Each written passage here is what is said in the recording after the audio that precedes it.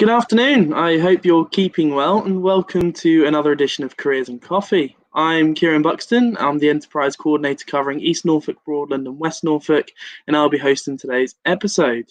Today our guest is Bethan Williams, who is a Commercial Property Solicitor at Ellisons Solicitors. We'll be talking about her experiences in law and the importance of work experience. So that's enough from me. Let's welcome our guest. Hi, Bethan. Hi, how are you? Not bad. How are you? Fine, thank you. Thank you for agreeing to be a guest on today's show. It's great to have you, and it sounds like it's going to be a really exciting conversation. Well, I'm sure it will be. Don't feel too pressured. So, as I just mentioned, you're a commercial property solicitor at Ellisons Solicitors. So, what does the role entail? What does a typical day look like? And tell me more about the organisation you work for. Yeah, so Ellisons Solicitors, we're mainly based we've got 4 offices in Colchester, but I'm currently sat in our office, Worsted Park in Ipswich. We have another office down by Arcade Street Tavern, which most people will know. It's a nice place to drink in Ipswich. And we've got to Bury, Dovercourt, Clacton, Frinton, with spread everywhere at the moment.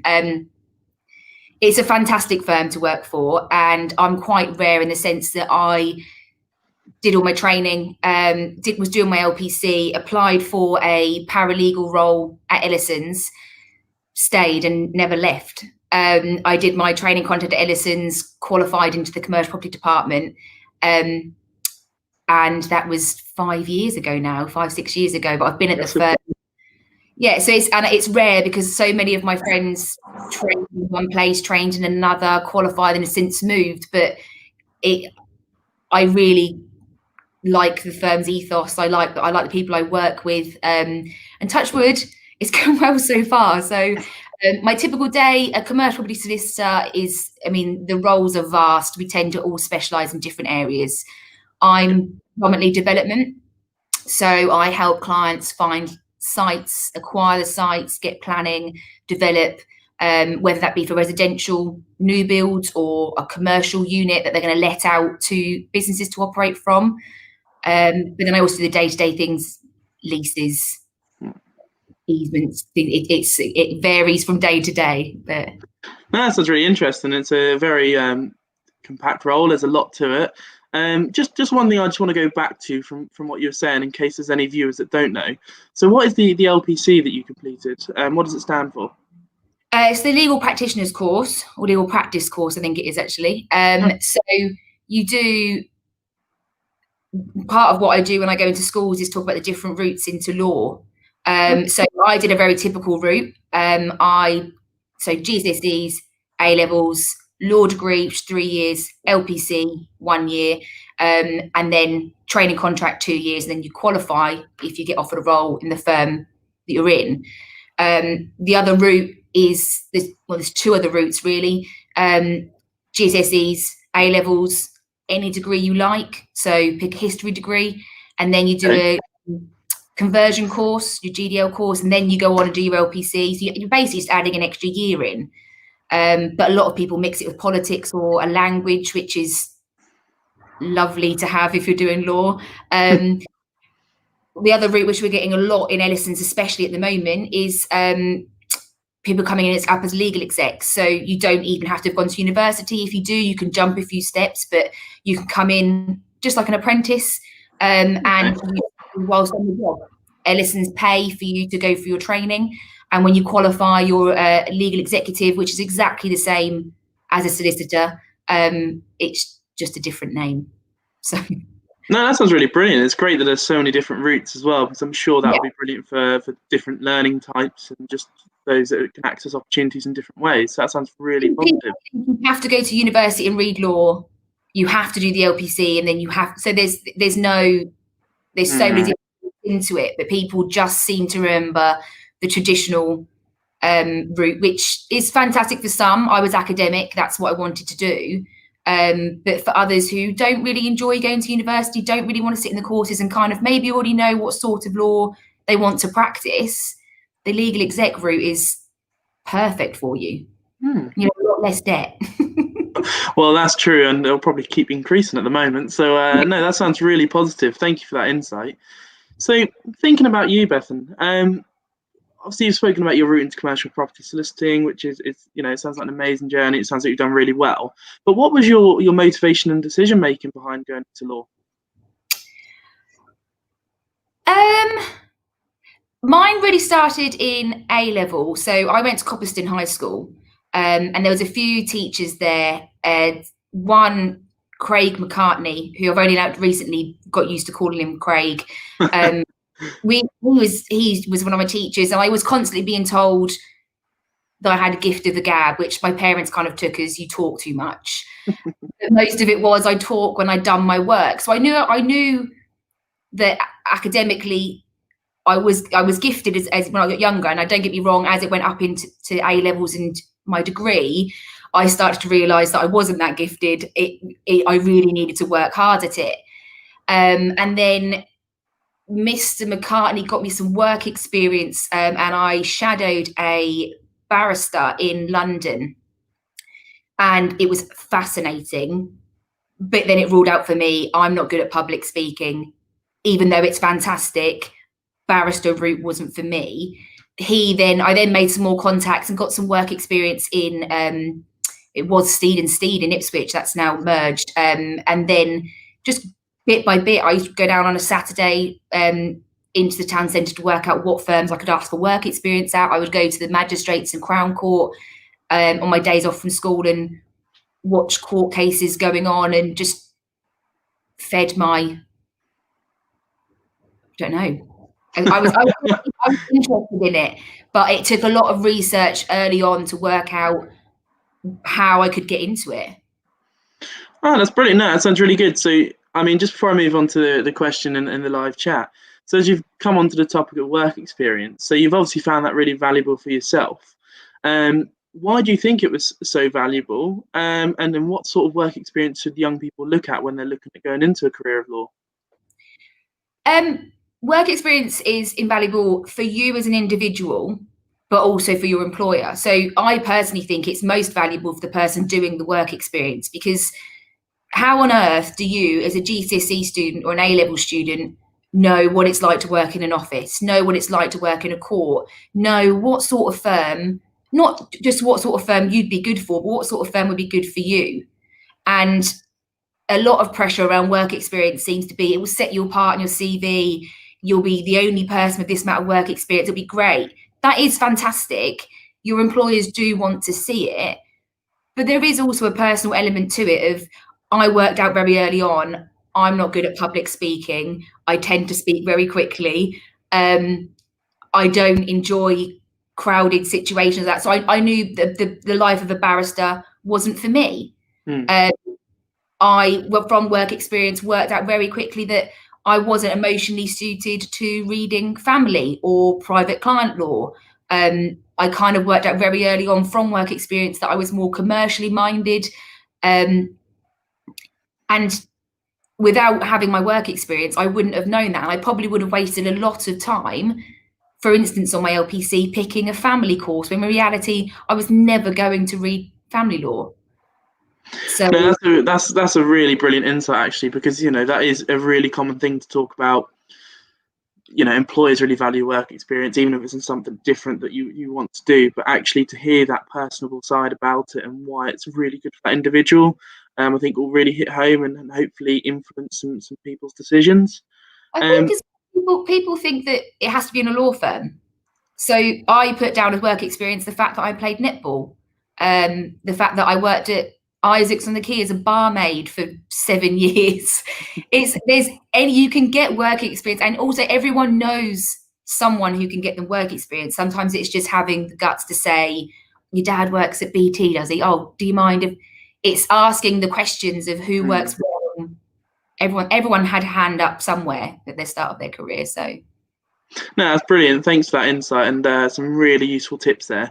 I'll just move on to the question in the live chat. So what GCSE subjects would be good to choose when thinking about a possible future in law? So your core subjects, in English is invaluable anyway, for I personally think in whatever you do. I would highly recommend, even at picking a GCSE stage, popping into, probably mine was based in the sixth form section, and I looked at prospective university requirements. So I kind of knew, I'm a home girl, so I kind of knew how far away from home I wanted to go, but I also knew that I wanted them to be a Russell Group university and I wanted it to be top 10.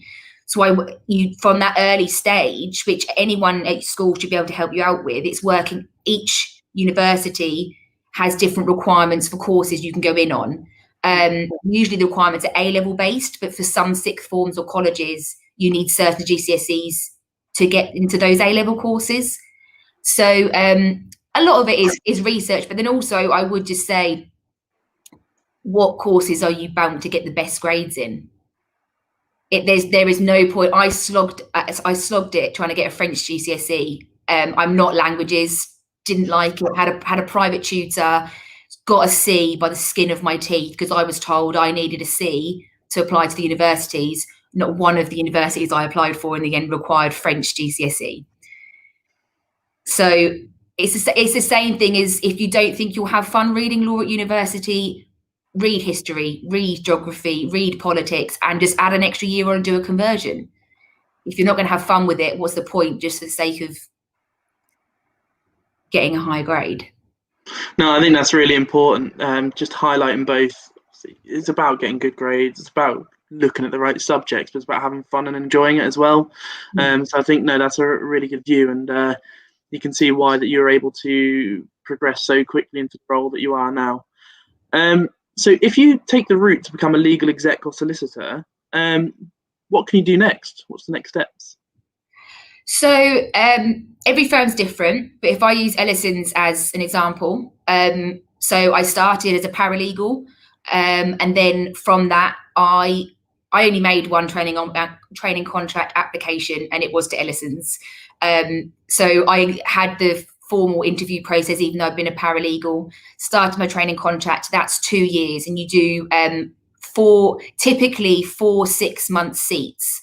One has to be at least contentious. So by contentious, I mean litigation. So my seat, for example, was in the property litigation department, where they're going to court. So I got to go to court and practice being an advocate. And again, worst days of my training contract. Then my other 3 seats were non-contentious. So I did commercial property, residential property, and insurance litigation. And then after that, you qualify. So the structure that Ellisons has is your next step is associate, senior associate, partner, equity partner, and then the very top is the managing partner, which currently is Guy Longhurst at our firm, who I sit with. So sounds like a lot of opportunity, following becoming a legal exec solicitor. I wasn't aware of so many different opportunities. I knew there was next steps, but wow. So, I mean, what do those next... a lot of firms do as well. So like head of departments or assistant head of departments, it's not just you become a solicitor and then you sit at your desk for the next 50 years gathering cobwebs and that's your role. It changes, and you can, since I've qualified into commercial property, that doesn't mean I can't redefine my qualification, and I can go into residential property if I wanted to. So it is quite fluid. Well, as it's a very fitting question, what are your aspirations following this role? What do you want to do next? I honestly believe, hand on heart, I started at Ellisons, I'll end at Ellisons.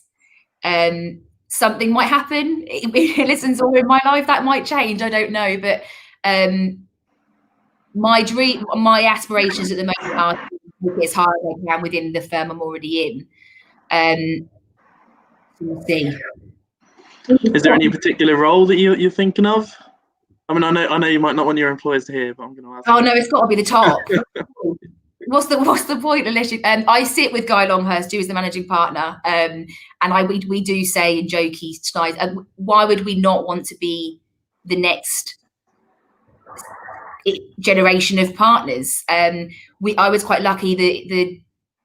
There's 4 or 5 of us who qualified at the same time into as solicitors, and we've also remained very close. And we also are all quite close with the partners. It's an open door policy firm, so I think that's why I enjoy it. And we've always said we're going to be the next generation. It's fine. It's fine. So who knows? Oh, that's brilliant, and fair play to you, and the way you're going, I'm sure you'll get there. It's just a case of when. So best of luck on that one. So sort of moving to a bit of a slightly different question. So it's still obviously, of course, about the law sector, but are there any misconceptions you can think of, or any myths that you'd like to clear up? My office life is not Suits. The amount of people say to me, "Have you watched Suits? Is it just like Suits?" No, it's not. I think the biggest misconception that is personal and individual to each solicitor, but I always get, "Oh God, it must be long hours." And yes, okay, there are days and weeks where we're up against it. And lockdown has been one of those situations where there's been very rare that it's been a 9 to 5:30 job.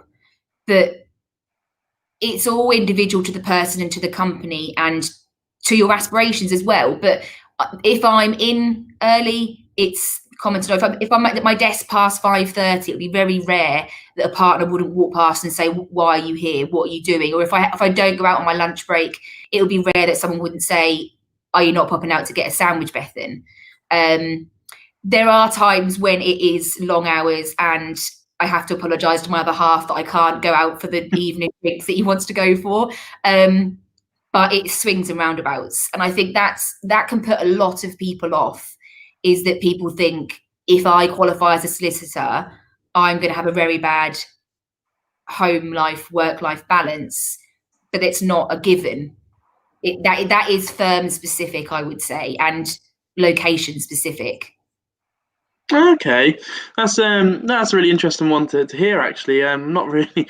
Must admit, I've not heard the comparison to Suits, but I can see it now you've mentioned it. But no, it's good to hear that there is that work-life balance, because that's always a question that a lot of people have going into a certain role as well.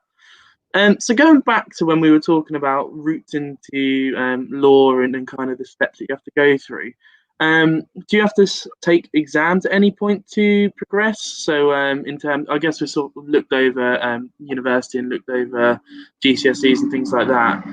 But what about when you actually look to progress in the roles within the workplace? Yeah, so I, touch wood, think I'm never going to have another exam. And we always say this, and we're adamant that in 5-10 years' time, they're going to start saying, you're going to have to take up your law exam again, because I don't know if I'd pass it, if I'm honest with you. So GCSEs, A-levels, your law degree. So your law degree, it's exactly the same setup, really, as your A-levels, but it is university specific. So mine was, my first year didn't count towards my final grade. And I think I had 8 exams at the end of the first year. And the second and third year, there was coursework throughout each term and exams. Third year was a dissertation, which for anyone doing the dissertation, I cannot stress to you enough, start it as soon as it is set. Take months on it. Don't leave it to the last minute, because I had a lot of friends who were very stressed. It's not worth it. Then you do your LPC once you've got your law degree. Now, the LPC is open book.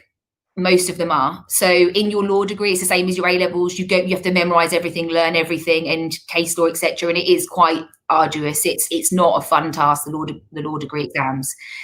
But the LPC is much more true to life. I don't think all places, so I did mine at Anglia in Cambridge, and that was open book. Not all of them are, but it basically meant that I could study my books, make up my folders just like in real life as I do now, and I could take it in with me. I want to say there was 1 practical and 8 or 9 exams for the LPC. It was like a lifetime ago. And then once you're going for your training contract, you then as well have to do further exams and further courses, which again, they're all open book, and the courses they're staggered out, and you're there with people who are at the same stage as you. They're nowhere near as hard as the law degree exams. And then when you've qualified, you get your practicing certificate, and every year we have to do a certain amount of training and refreshing courses, and then you get a certain amount of points for it, and then you submit that off to the SRA, which is our governing body, to confirm that you are still learning and you haven't just got your degree and then twiddling your thumbs. So there's a lot of proof to it, and there's a lot of exams by the sounds of it. But yeah. you know, it's obviously not put you off, and it sounds like it's turned out really well. So I guess one of the things you'd be saying following that is don't let the exams put you off. It sounds like it's worth it. I hate exams. I'm not good under time constraints in terms, or I just didn't enjoy the pressure of it. And I had, I'm not ashamed to say, my first year at uni, I failed my constitutional law exam because I went in, sat there, it was a 4-hour exam, and my brain just went blank. I'd already had an exam that morning. I was tired. I did my best, but I did fail it. I went back, resat it, and got a really good grade on it. So I don't think if you feel like you're restrained by exams or you don't like them, you just have to get through it. And then once they're done, they're done. So I think that's another misconception, is that every solicitor is very extremely book smart and has no qualms. They're really confident. That's not necessarily what it is. It's just good at memorizing stuff for exams. So brilliant. Okay, well, that's a really good insight. Again, on the subject of education, you've just spoken about exams. Going back to looking at universities, does which university you attend to study law make a difference to your career prospects, or I guess anything related to law as well? In my opinion, yes. But just because you can't necessarily maybe get the grades, or you haven't been accepted into a top 10 or Russell like Red Brick University, doesn't mean you shouldn't follow your dreams and go to university. I know a lot of people who didn't go to top 10 scoring universities and have still done fantastically. For me, the university, I went to Southampton. My dad at the time was working not far from Southampton, so for me, I still had a family tie. All my family live in Wales. So again, I was kind of in between Ipswich and Wales, and I was connected. But for me, Southampton University, their netball team was unbelievable. Their sports department was unbelievable. And I knew that to get through a law degree, I would need to keep up with my sport, because it was the only way I think I would mentally be able to get through it. Their research centre was fantastic and so well funded, and it had great opportunities for us to get involved. And from visiting universities, I knew that I needed a campus university. I went, for instance, to UCL in London to look around, and within 30 minutes, just looked at my dad and cried because I didn't know what I was doing. I couldn't find anything, and I needed a campus to feel secure and know where I was going. So there's two prongs to it. Yes, the university you choose to attend may make a difference to your career prospects, purely because Southampton, for instance, was very invested in career networking events, to career fairs. In the same breath, they were all mainly around the Southampton area. Had I gone to a university closer to home, it maybe would have made it easier for me to find a job back here. But then also, what is the point in going to a fantastic university that's top 10 if it's 5 hours away from your family and you're a real big noise boy? And getting that balance, isn't it? So okay. You've got to be happy where you're studying. If you're happy where you're studying, regardless of where it is in the league table, you will succeed, because you'll enjoy your experience reading law, and you'll want to prosper in your career, and that will come through in your application process. Brilliant. No, thank you for that. That's a really good insight. And there's a lot of things to take into consideration. It's not just as simple as, obviously, all they do a law degree, I'm going to go there. There's a lot of research that needs to be done, but certainly sounds like some real good thought process there. So just looking back at the skill. We'll look at the skills element of law. So what are some of the skills that you've had to use within your work, and what skills do you think a young person should invest into to get into a career in law? Time management's a big one. We've got a thing of every morning when I come in, I set a to-do list and I work through it in that order. That wasn't a strong point for me. I tend to just want to do everything as quick as possible, just keep everyone happy. And then that's been a learning curve for me. Teamwork is huge. I think people sometimes assume that as a solicitor, you're just working by yourself. That's not the case at all. And that's one thing I always say when I do the career talks is one thing I think sport teaches you is teamwork. And that's why I think it's imperative that if you do a sport, you mention it on your CV. Respect is a really big thing to have in this industry, and that's self-respect and respect for others. Knowing when you're at your capacity and having the self-respect for yourself to say, like, I need some help here, or I do need to actually leave on time tonight and go, so that the next day you come back and you're refreshed, but also having respect for the more experienced ones around you to realise when they need assistance rather than you trying to take on the work yourself, for instance, or being so you can learn off of them, because that's invaluable. You'll learn. I learn so much more off the partners here, assisting them on transactions than I do from a book. But no, it could go on. The list is endless. Yeah, no, I can imagine there's quite a few skills there, but there's some really good ones that have been named there. And again, I think that's really valuable to any young person that's watching this, because there's going to be some skills that they might naturally do or might not necessarily think of, but are really, really important. But just again, thinking on looking at your career, ties in fairly nicely. What has been some of the highs and lows of your career so far? Highs and lows. Highs for me was qualification. I think that was the high, just purely seeing how proud my parents were, because they've supported me in every way possible to get to that point.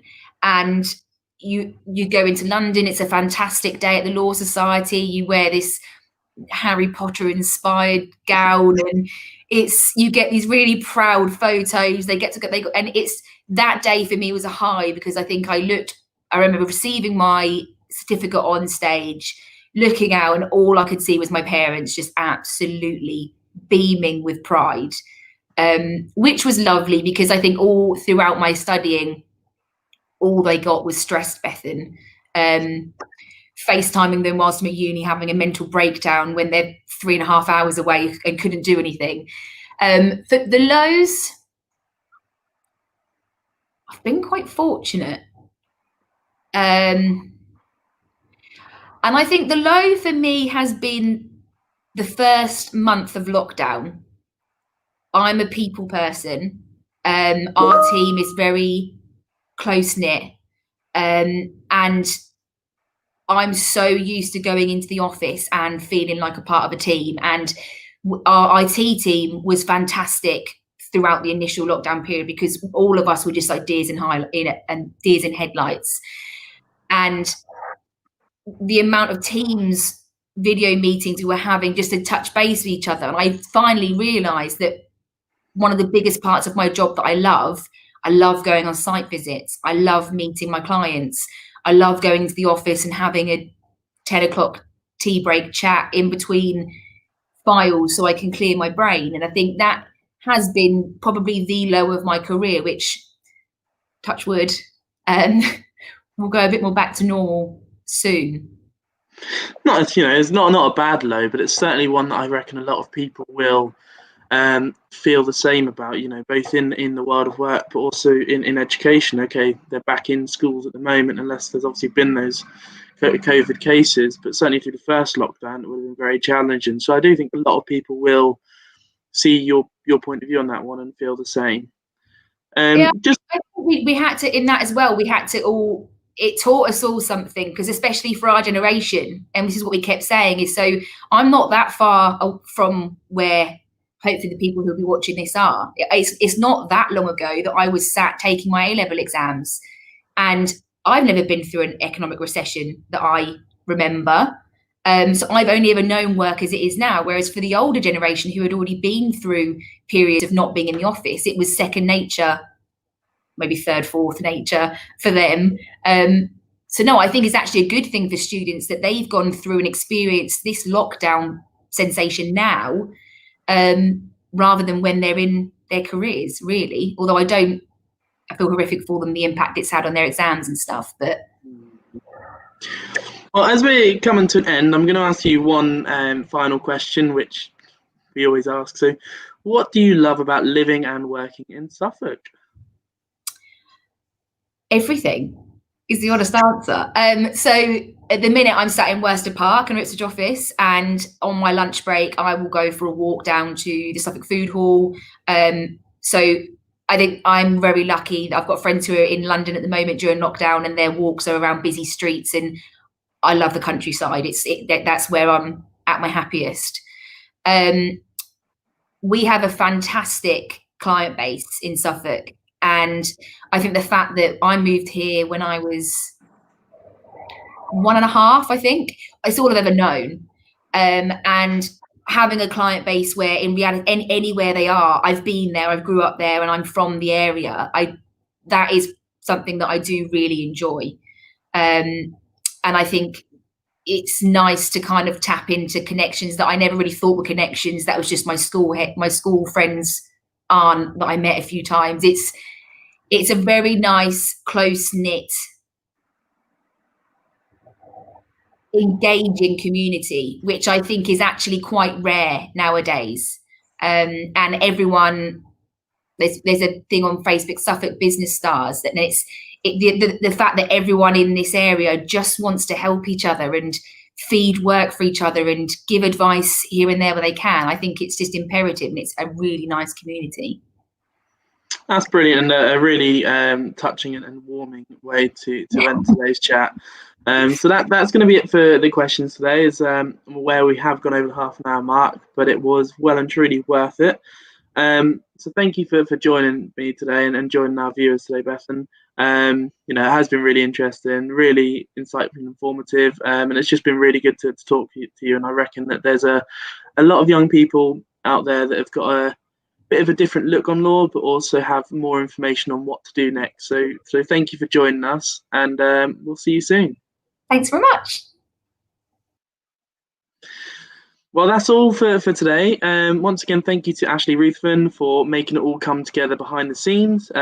As you know, I've got the easy part of just talking. So anything that goes wrong, Ashley's right there on hand. So thank you so much. Thank you again to Bethan for joining us as a guest. A very inspiring guest, very proactive and also enthusiastic, which always helps. So it's just been really great to get to know you and also hear about your career journey. So thank you so much. To help us continually improve, there is a link to the survey in the description. So if you could please fill it out, would be much appreciated. If there's things that you want us to improve on, any comments that you have, that's the only way we're going to potentially adapt if needs be. But if not, we assume that we're doing a good enough job for you. So if you have any views, please do fill out the survey. Have a great rest of the week. But don't forget to join us at 12:30 on Thursday, not 11:30 as I said wrong last time, where you'll hear from Claudia Harris, who is the CEO of Makers. Stay safe and see you soon.